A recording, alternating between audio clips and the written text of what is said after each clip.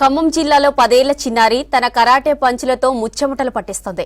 రింగులో దిగిన ప్రతిసారి first prize గెలుస్తుంది. తండ్రి ట్రైనర్గా మారి చిన్నారిని తీర్చిదిద్దుతున్నాడు. తన కలగా మిగిలిపోకుండా కూతురును కరాటే ప్రోత్సహిస్తున్నారు.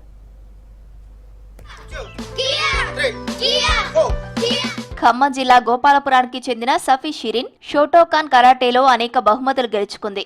షిరిన్ తండ్రి స్వతహాగా కరాటే ట్రైనర్ కావడంతో షిరిన్ కు 6 ఏళ్ల నుంచే శిక్షణ మొదలుపెట్టాడు.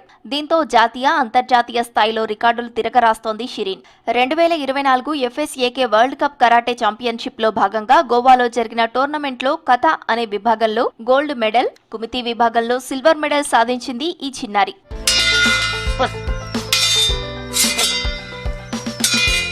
2023లో జరిగిన నేషనల్ కరాటే ఛాంపియన్షిప్ ద్వారా 3 టోర్నమెంట్లలో స్టేట్ లెవెల్ ఛాంపియన్షిప్ సాధించింది సిరిన్. 5 నేషనల్ కరాటే ఛాంపియన్షిప్ లో టోర్నమెంట్స్ లో పాల్గొని స్టేట్ లెవెల్ కరాటే ఛాంపియన్షిప్ గెలుచుకుంది. 3 టోర్నమెంట్లలో ప్రథమ స్థానాన్ని సొంతం చేసుకుంది. నేను ఫోనోకోసే షోటోకాన్ కరాటీలో పార్టిసిపేట్ చేశాను.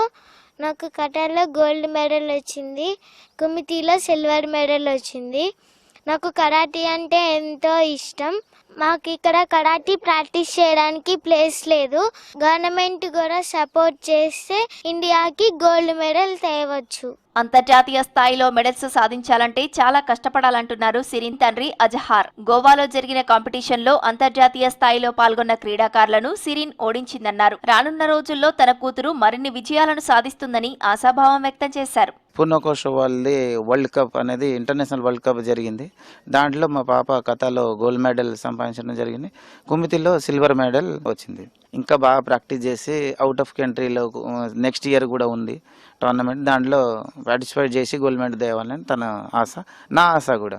కూతురుతో పాటు అనేక మంది పిల్లలకు తన భర్త ఫ్రీగా కోచింగ్ ఇవ్వడం ఆనందంగా ఉందన్నారు సత్యవతి. ఆడపిల్లల ఆత్మరక్షణ కోసం ఇలాంటి శిక్షణలు అవసరమన్నారు. మా పాప ఎన్నో మెడల్స్ సాధించాలని, ఇంకా తన గొప్ప పేరు మంచి స్థాయిలో ఉండాలని, అంతేకాకుండా మా సారు ఫ్రీ శిక్షణ ఇస్తున్నారు ఇక్కడ ఆడపిల్లలకి.